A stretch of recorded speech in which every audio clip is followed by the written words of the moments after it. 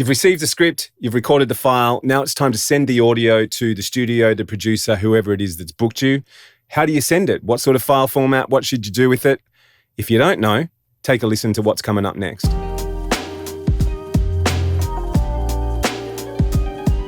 G'day, I'm Robbo from Just Ask Robbo, and if you've just finished recording a session for your client and you're not sure what sort of format they want the audio to come in, the first and most obvious place to check is the email that the script came with or on the script itself.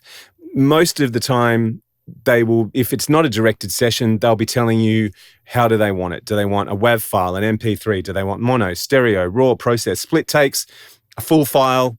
Whatever it is they need. It's their workflow, so if that's what they're asking for, then give it to them that way and you won't have to worry about it coming back. If nobody's told you anything specific, then this is the way I would prefer to receive it. And look, after 36 years in the industry, I can imagine that 99.9% of engineers and producers would probably want to receive it this way too. So this is your safest bet, I would suggest, if there's no indication on any of the stuff that they've sent you what they want. And what I would do is I would do a mono WAV file at 48K and 16-bit or even 24-bit if you're feeling fancy. 24-bit's even better. It's just a heaps bigger file, so it's going to depend on how much space you've got to send and I guess also how long the session is. I mean, if it's only a 15-minute session, then maybe do 24. But if it's a 3-hour audio book or something, then I would probably just do 16. But that's the only thing is as if you do it as a WAV file and at a decent bit rate, then you're really not going to have any trouble. It's neither here nor there. The other things that I would avoid is I wouldn't edit it unless, again, you've been specifically asked to. I wouldn't use any processing. Certainly wouldn't use any processing. Wouldn't use any silly effects. I wouldn't use any effects.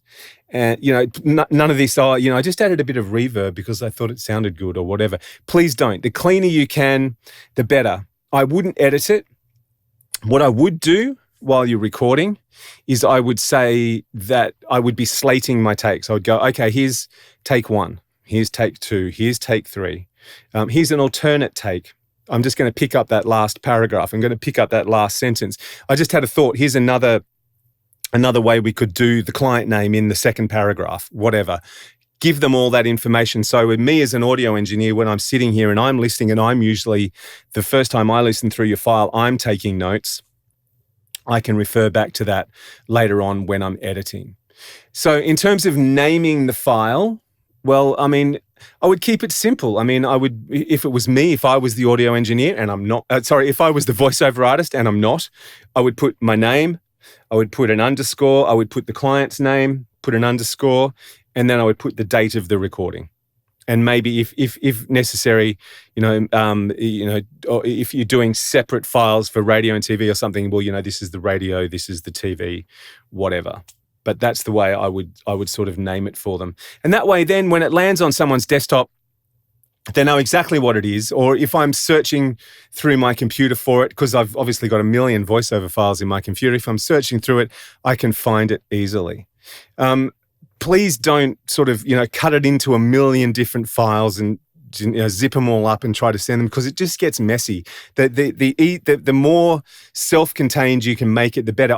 Having said what I said a minute ago about radio and TV, I would possibly do that. I would possibly send one file with radio and one file with TV files. And maybe if there was another digital campaign, then certainly do it that way, break it down into different media.